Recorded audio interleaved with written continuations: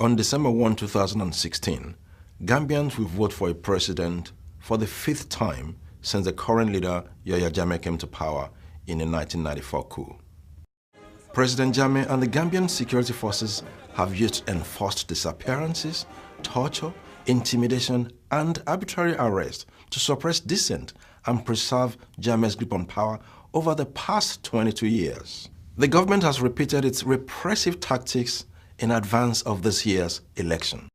Let me warn you, those evil vermin called opposition, if you want to destabilize this country, I will bury you 9 feet deep and no Westerner dare say anything.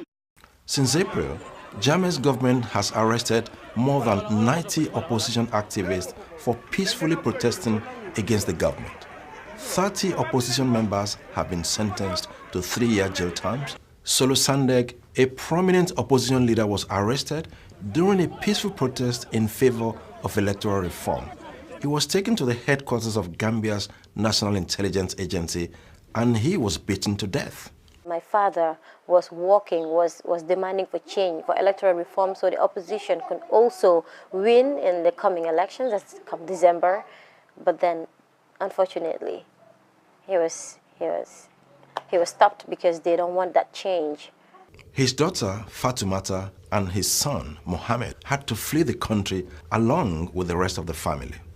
It's not a new thing in Gambia that people get killed by the government and they don't even admit that they have killed anyone, and they deny people from grieving, from sympathizing with the family of the deceased, and that's what the government of the Gambia does, and that shows only the brutality that exists in the current government. The climate of fear is very pervasive.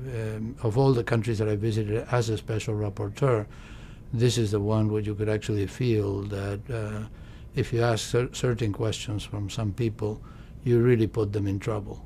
The government has maintained tight control of the Gambian media. Many independent journalists, fearful of arbitrary detention or torture, self-censor their reporting to avoid government reprisals. Gambia has only one television station, and this television station is purposely propaganda for the state. Opposition have no access to this state television and radio.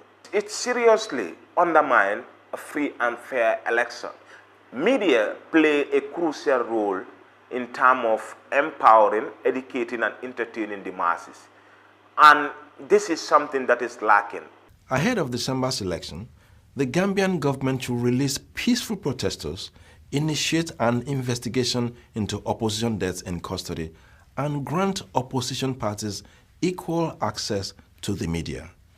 If Gambia's human rights record does not improve, the international community, particularly the EU and the US, should impose targeted sanctions on Gambian officials responsible for human rights abuses.